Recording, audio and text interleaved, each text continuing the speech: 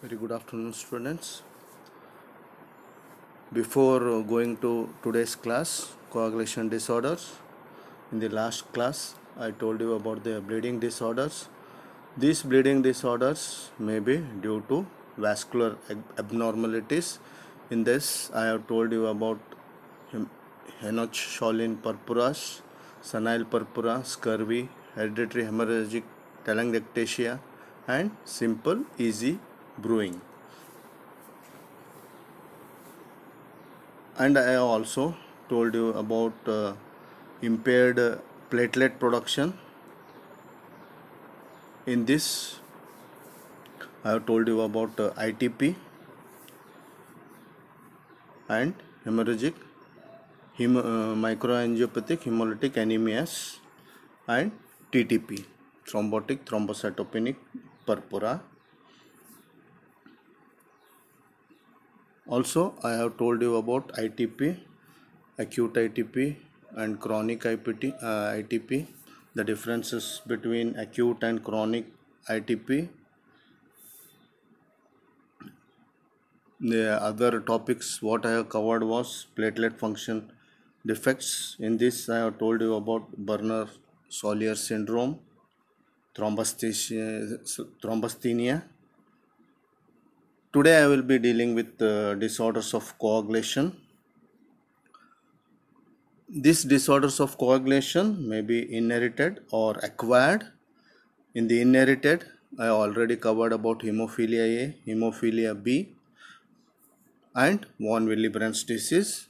Today in the acquired condition, I will be dealing with DIC and vitamin K deficiency and liver disorders.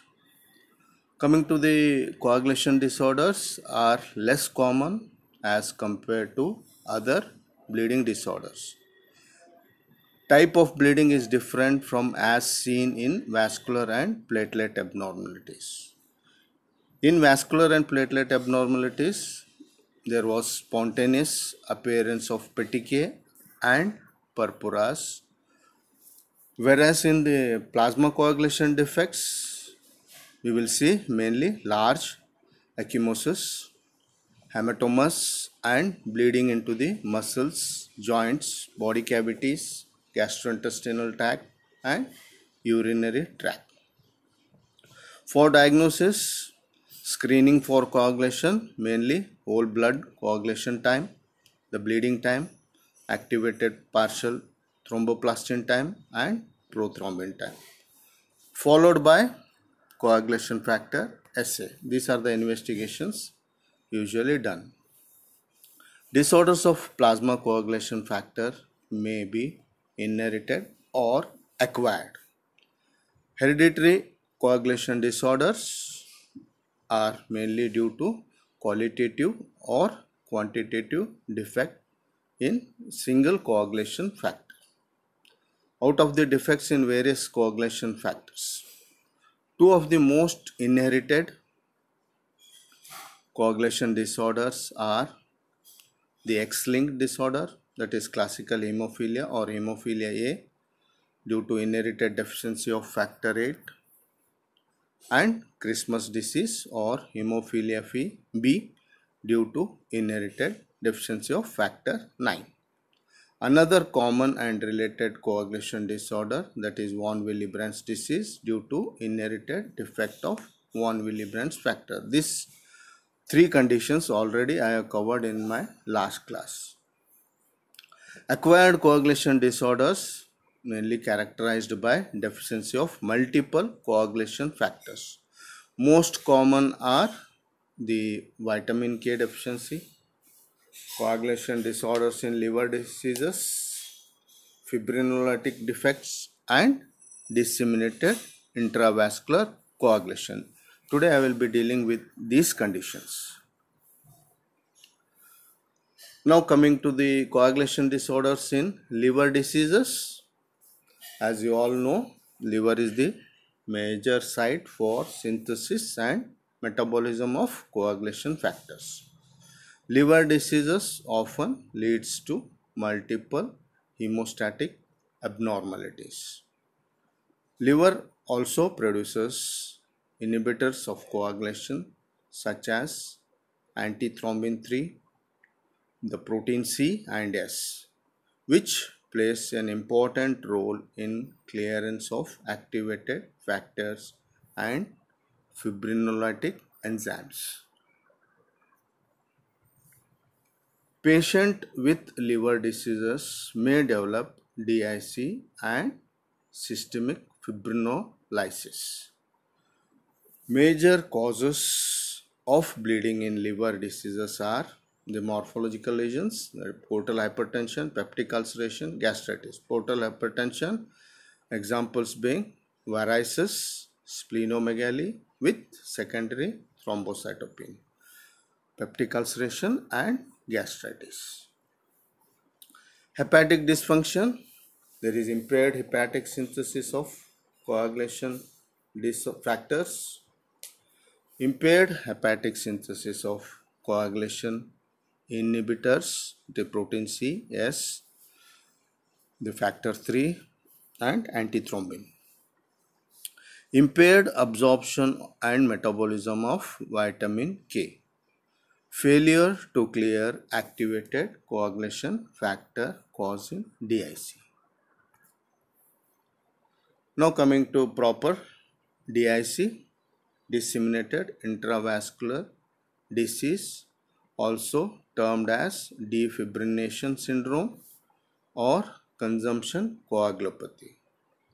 It is a complex thrombohemorrhagic disorder, intravascular coagulation and hemorrhage, occurring as a secondary complication in some systemic diseases. Etiology of DIC. The most frequent causes for DIC are massive tissue injury, mainly in obstetric conditions like examples being abruptio placenta, amniotic fluid embolism, retained dead products, leading to massive trauma. The other causes being massive trauma, metastatic malignancies and surgeries. These are the obstetric and other conditions leading etiological causes for DS. The next cause being infections, especially endotoxemia due to gram-negative organisms, also gram-positive organism, and meningococcal septicemia, certain viral infections, malaria, aspergillosis, and various other. This widespread endothelial damage in aortic aneurysms, hemolytic uremic syndrome, severe burns, acute glomerulonephritis. The fourth etiology being miscellaneous causes like snake bite, shock, acute intravascular hemolysis. All these etiological factors lead to DIC. Now coming to the pathogenesis. Disseminated intravascular coagulation is an acquired pathological state due to presence of more than physiological amount of thrombin in systemic circulation. DIC may be considered a two-phase phenomenon. The first and foremost is hypercoagulable phase, which leads to secondary hypercoagulable phase. The various steps involved are large amount of thrombin generated results in abnormal clot formation all over the body and development of DIC. Thrombin converts fibrinogen to fibrin. This thrombin activates platelets leading to aggregation, in turn causing decrease in the platelet count. This thrombin also activates factor 5 to factor 5A and factor 8 to factor 8A, which in turn leads to feedback loop involving amplification of clotting cascade, resulting in further generation of thrombin. This is rapid and results in depletion of various coagulation factors and fibrinogen, resulting in hypercoagulable state. Moreover, these fibrin degradation products formed due to fibrinolysis induce further impairment of normal hemostasis and hence further bleeding. In abruptio placenta, this tissue thromboplastin released from placental tissue activates the extrinsic pathway to activate factor 10, thereby initiating the coagulation sequence and widespread intravascular coagulation. Solid tumor cells express in malignancy. These solid tumor cells express procoagulant molecules including tissue factor and cancer procoagulant activates factor 10 leading to DIC. In AML M3, that is not M2, it is M3, leukemic promyelocytes liberate tissue thromboplastin leading to DIC, thus attenuating the bleeding due to thrombocytopenia. Staphylococcal alpha toxin, gram positive infection and endotoxins in gram negative septicemia activates factor 12, thus initiating the intrinsic coagulation cascade and generalized inflammatory response, and mononuclear and endothelial cells produce cytokines resulting in DIC. Following DIC, fibrinolysis get activated and fibrin degradation products, D-dimers formed, have an inhibitory effect on clot formation. Plasmin formed inactivates factor 5, factor 8, factor 9 and factor 11, which further inhibits intrinsic coagulation cascade. This is the diagram showing the pathophysiology of disseminated intravascular coagulation. Mainly happens due to tissue injury, that is obstetric complication, malignant neoplasms, massive trauma, burns, surgery, sepsis mainly due to gram negative organisms and other infections. All this leading to tissue thromboplastin and extrinsic coagulation pathway is activated leading to intravascular coagulation. In this, there is consumption of clotting factors and platelets leading to excessive bleeding.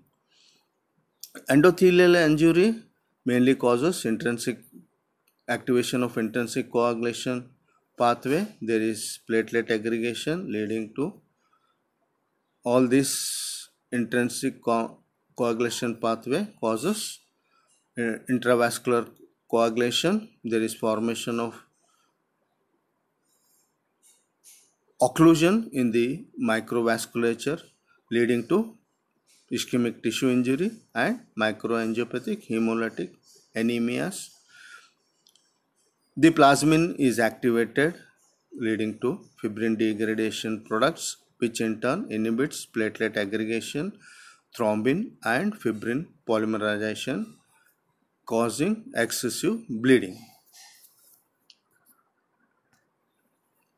Now coming to the clinical manifestations of DIC, we will see bleeding in the form of ecchymosis, petechiae, gum bleeding, epistaxis and gastrointestinal hemorrhages.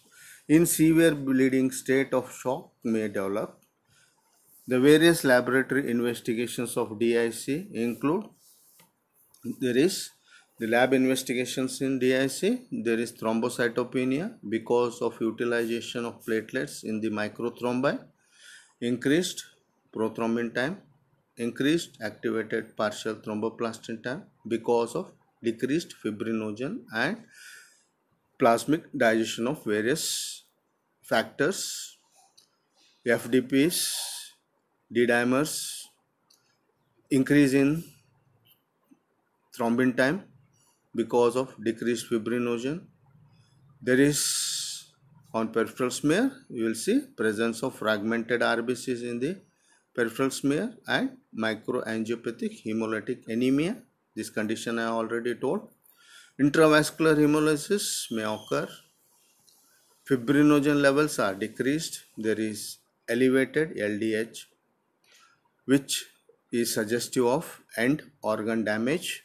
Increase in fibrinopeptide A and B, decreased in factor 5 and factor 8, increase in soluble fibrin monomers, euglobin lysis time to measure fibrinolytic activity. These are the various investigations that are done in DIC.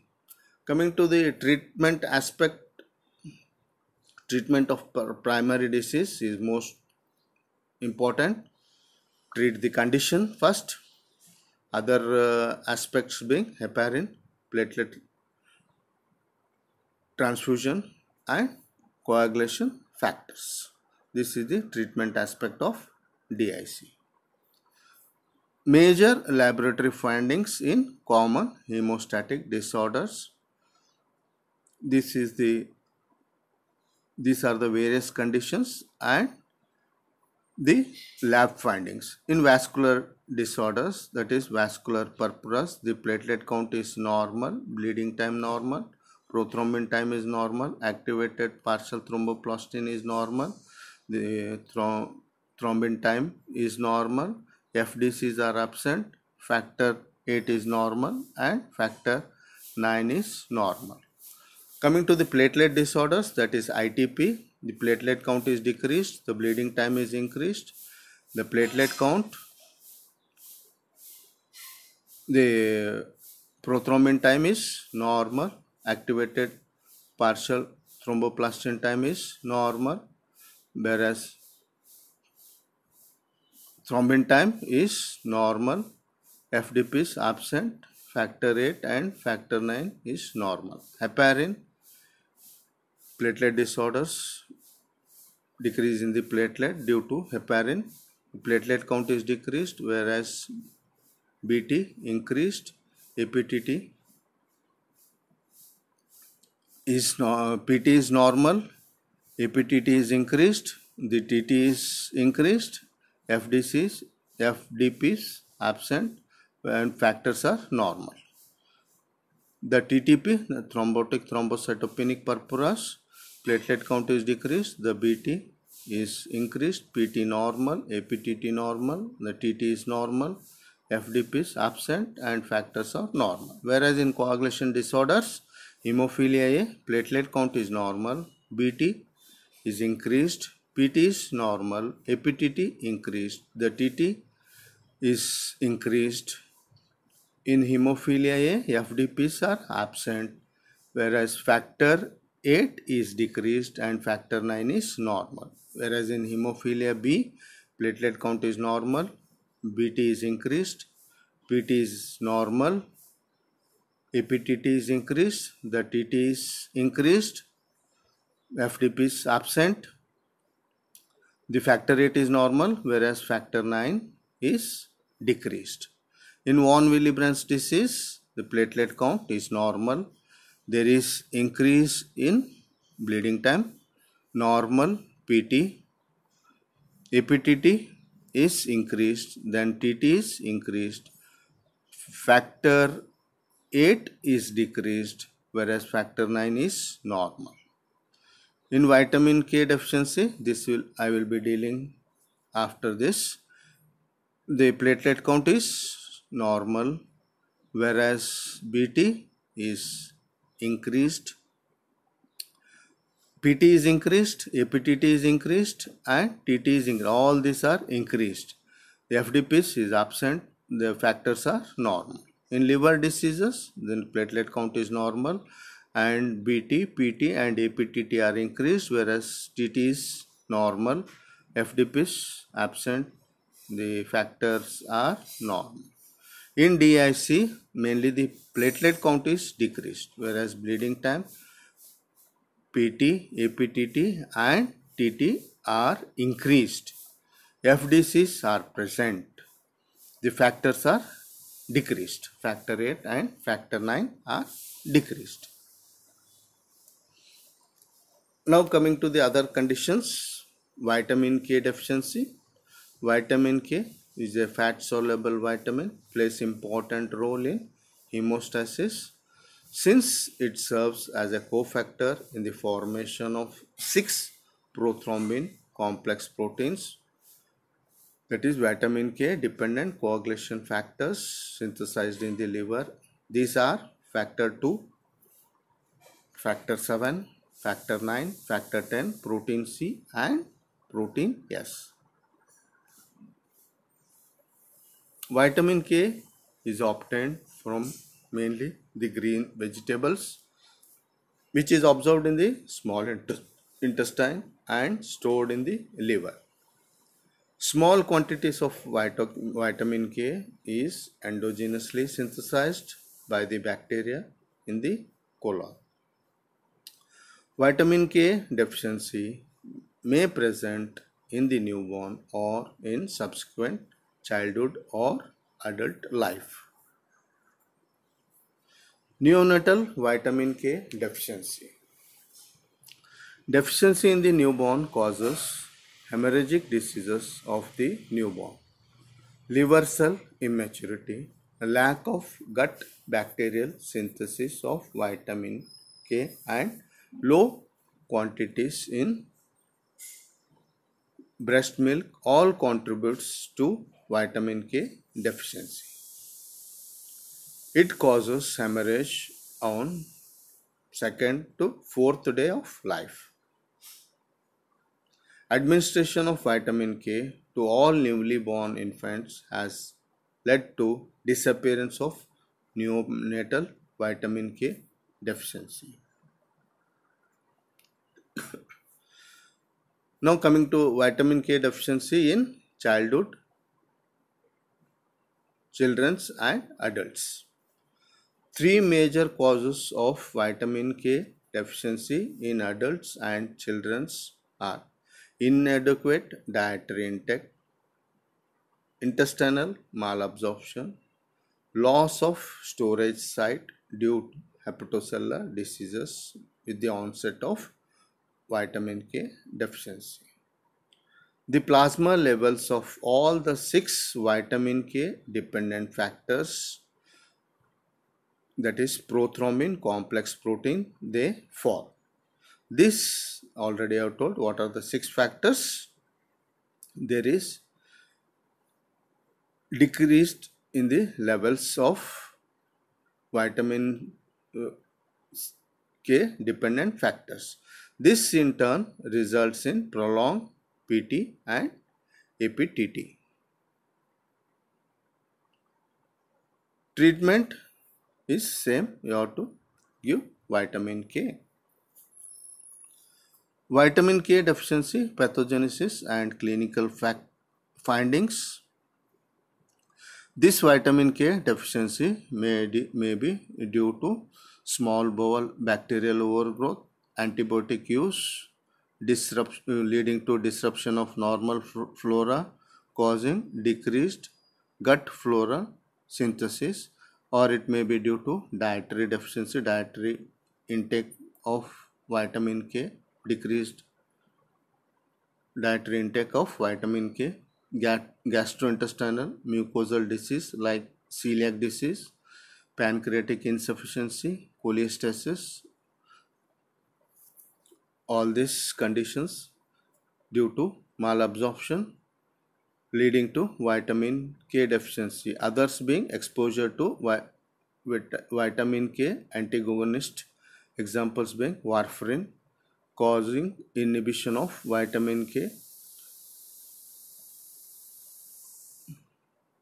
epoxide reductase, leading to vitamin K deficiency. Decreased vitamin K dependent gamma carboxylation of clotting factors, that is factor 2, factor 7, factor 9 and factor 10, causes increased bleeding tendency.